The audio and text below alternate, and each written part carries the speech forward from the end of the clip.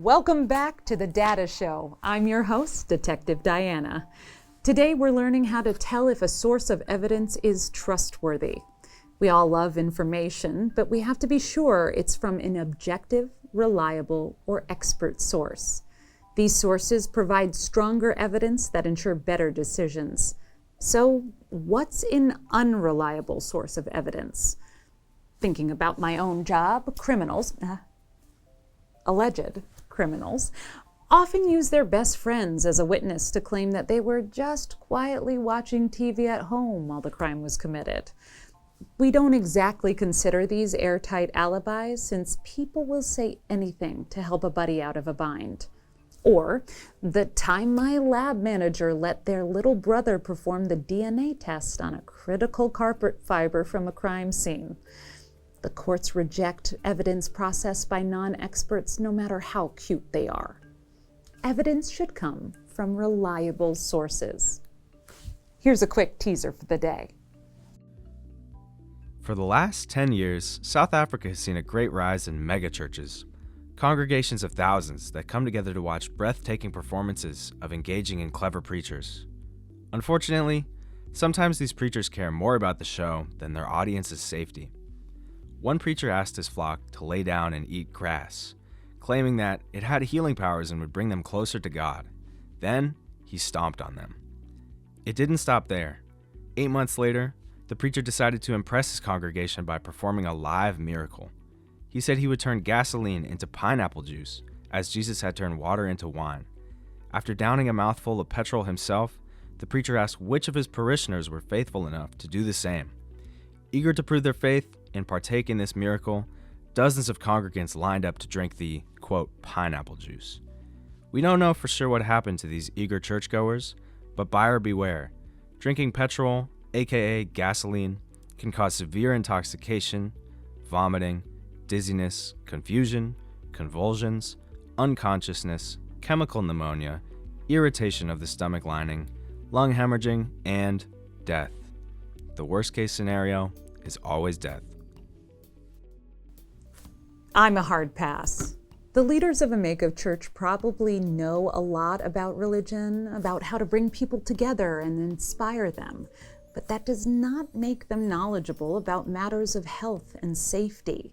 And sometimes a leader's goal of impressing crowds directly conflicts with the goal of keeping congregants safe. It's important to remember that even when we like or respect someone, revere them even, they are probably not experts in all matters. We still need to think for ourselves, especially when our lives are on the line. Religious leaders, politicians, or celebrities are people just like us, and they have their own training and agendas. Their focus isn't necessarily to be truthful or protect us. They can make mistakes just like we can.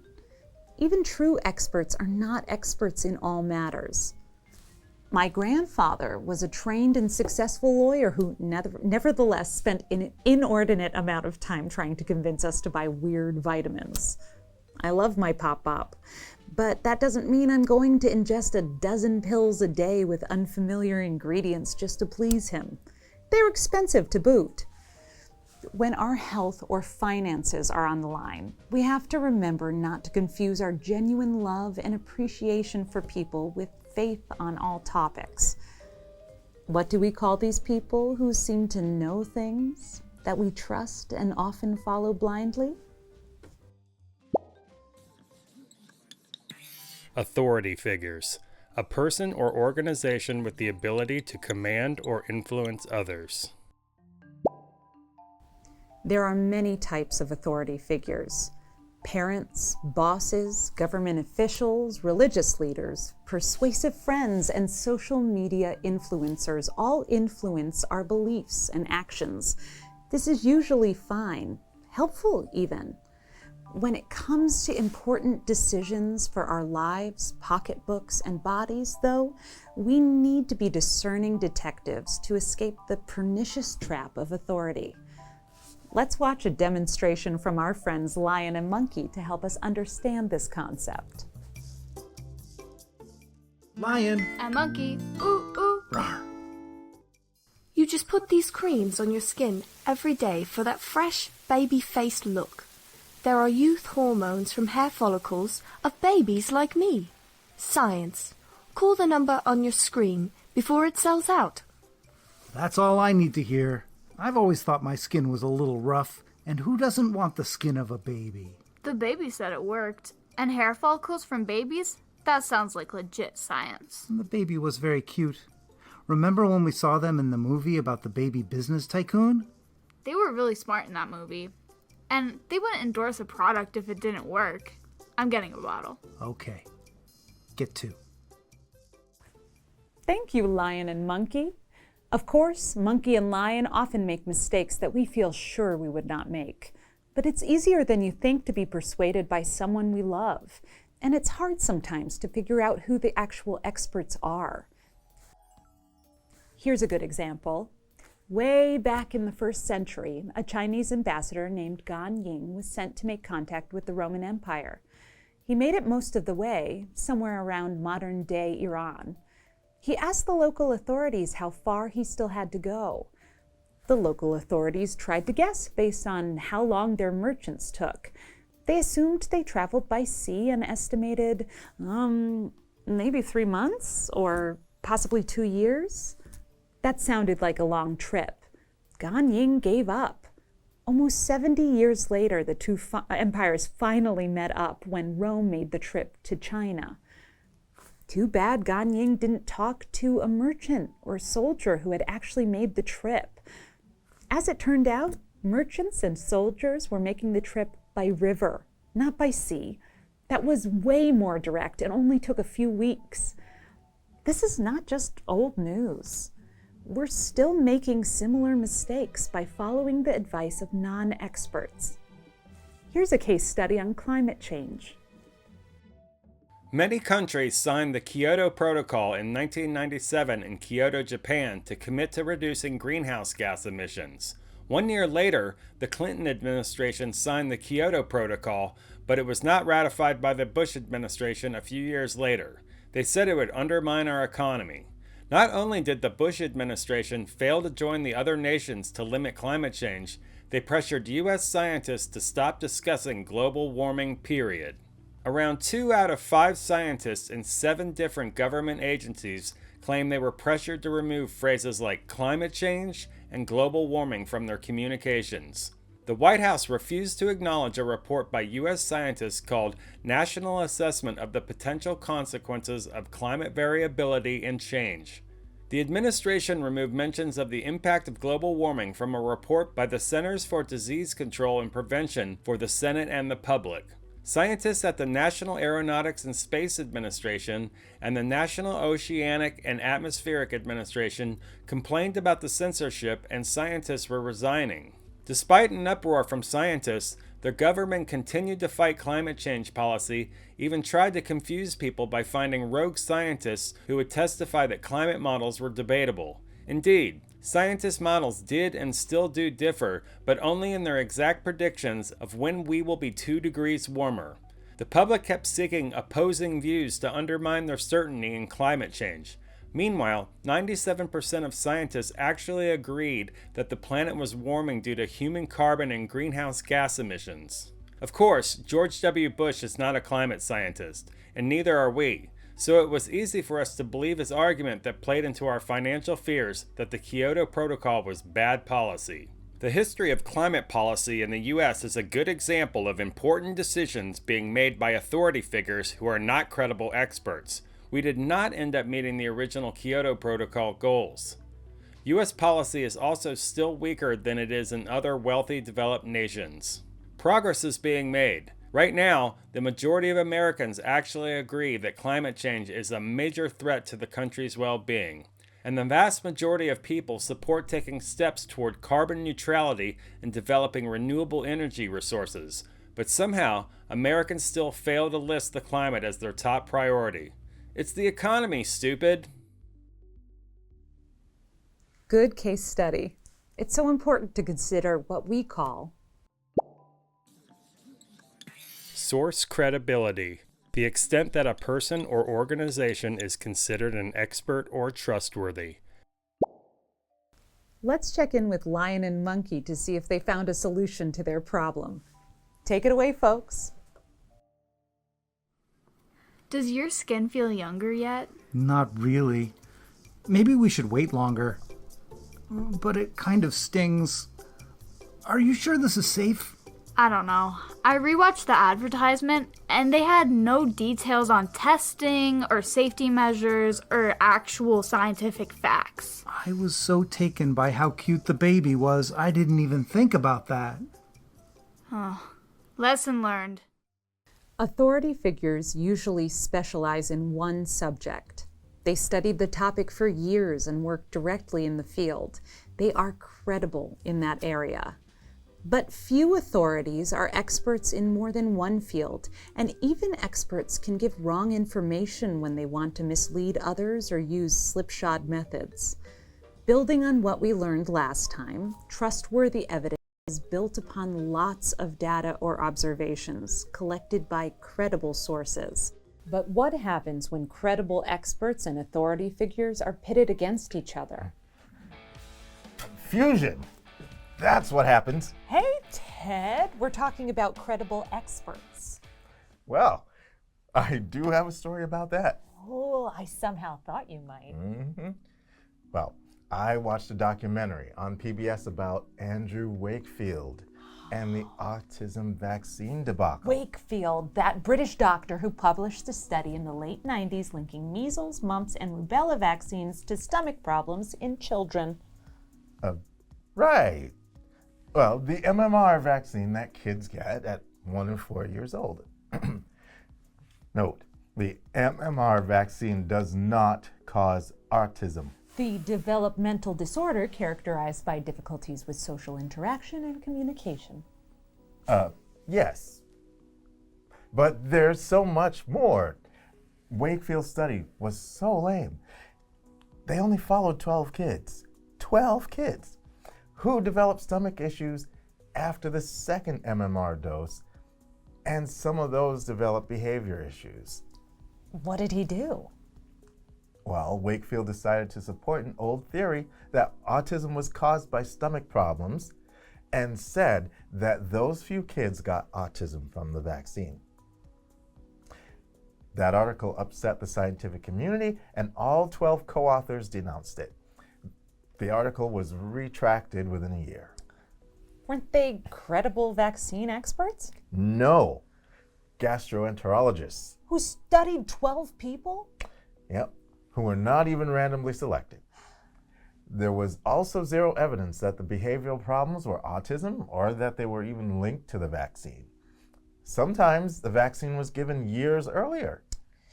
Any link between MMR, vaccines, stomach problems, and autism has not been replicated. One study followed 3 million MMR recipients over 14 years. Only 31 had brief stomach troubles, and those kids didn't develop autism. Case closed. But Wakefield persisted.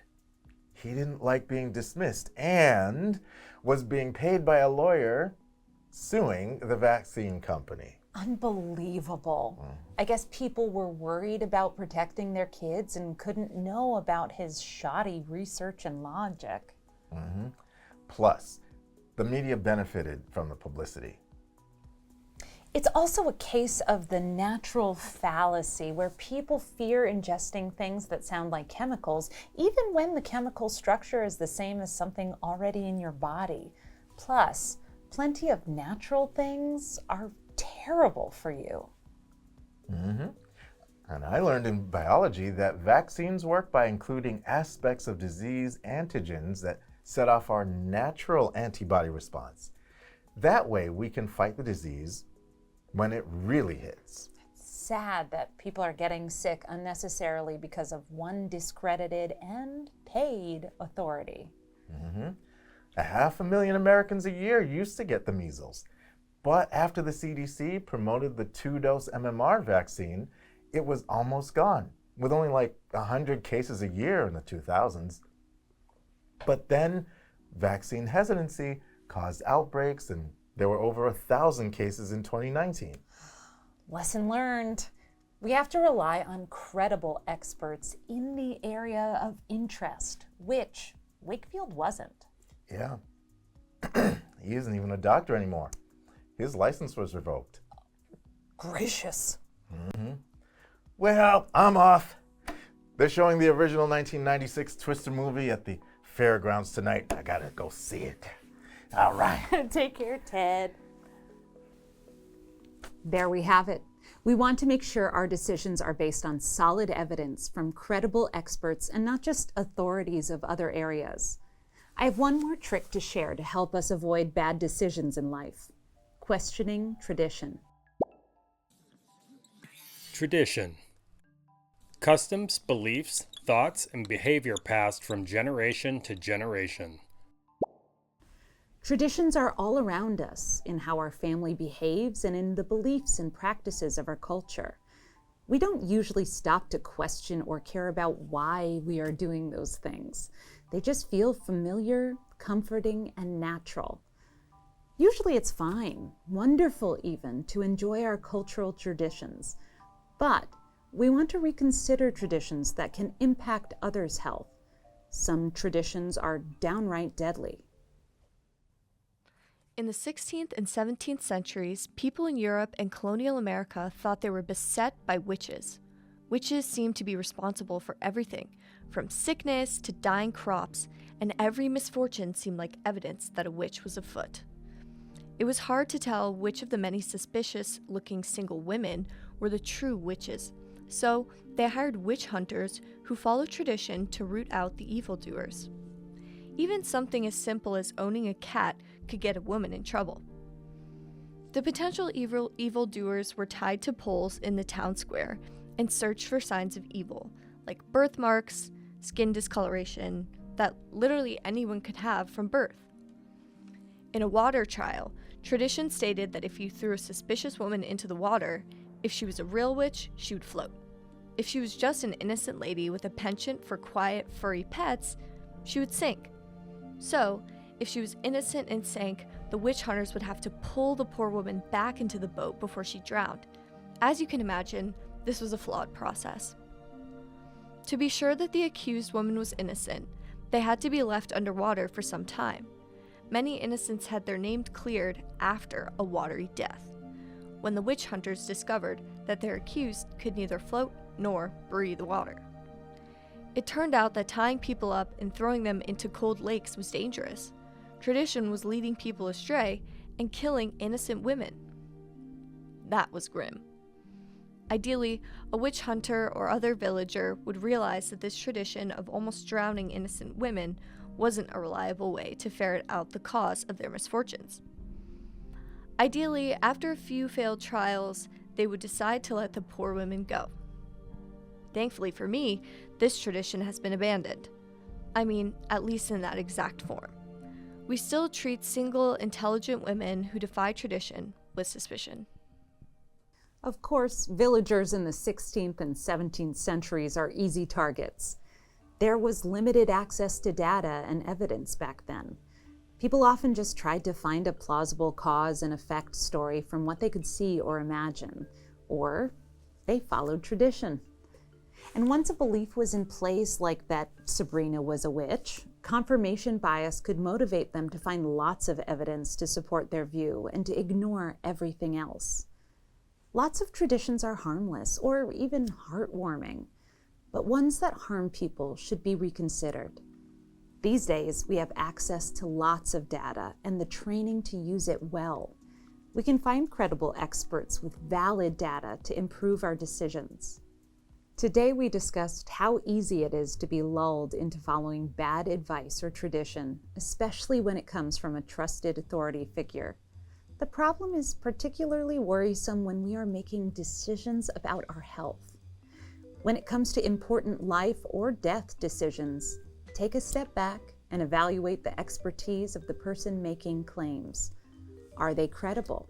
Do they have access to loads of high-quality data? Can we be confident in their prognosis? From here on out, if a religious leader, politician, dubious scientist, or a celebrity tries to convince you of something about science or medicine, stop and examine the evidence. You are well on your way to knowing when to believe and when to dig deeper into the mysteries of life. See y'all next time. Case closed.